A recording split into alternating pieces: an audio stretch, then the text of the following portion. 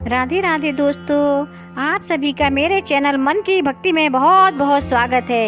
यदि आपने मेरे चैनल को सब्सक्राइब नहीं किया है तो प्लीज़ इसे सब्सक्राइब कर लीजिए। अच्छे लोगों के साथ हमेशा बुरा क्यों होता है? ऐसी सभी सवाल हमारे मन मस्तिष्क में हमेशा आते हैं। तो एक बार जब अर्जुन किसी दुविधा में पड़ते थे तो श्री कृष्ण के पास पहुंच जाते थे और श्री कृष्ण से बोलते थे कि भगवान मेरी शंका का समाधान करिए।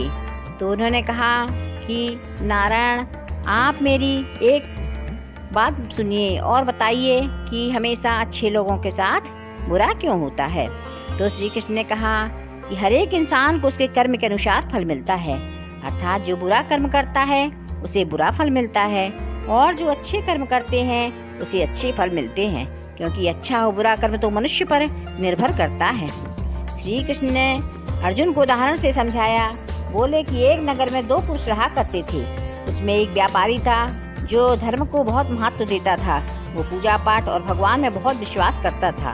वहीं दूसरा पुरुष पहले वाले से एकदम विपरीत था। वो मंदिर तो जाता था लेकिन पूजा पाठ के उद्देश्य से नहीं, बल्कि मंदिर के बाहर जूते चप्पल चुराने के लिए जाता था।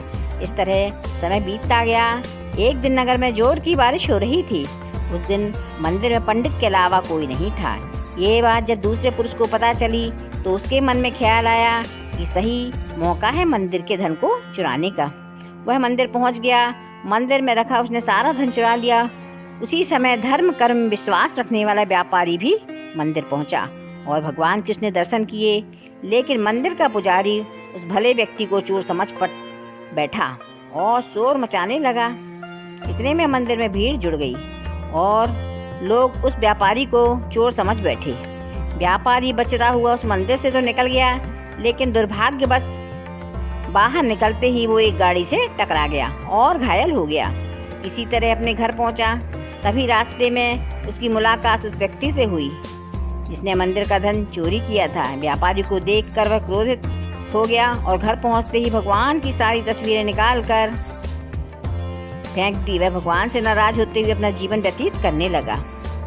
कुछ समय बाद दोनों ही व्यक्तियों की मृत्यु हो गई और दोनों यमराज की सभा में पहुंचे।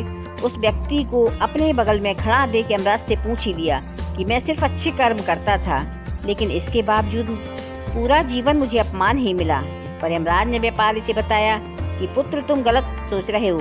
जिस दिन तुम्हें गाड़ी से टक्कर लगी थी उस दिन तुम्हारे जीवन का आखिरी दिन था, लेकिन तुम्हारे अच्छे कर्म की वजह से ही तुम्हारा एक्सीडेंट एक छोटी चोट में परिवर्तित हो गया।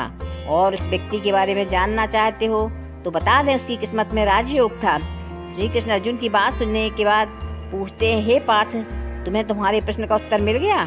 ऐसा सोचना कि भगवान किसी के अच्छे कर्मों को नज़रअंदाज कर रहे हैं तो ये बिल्कुल गलत है।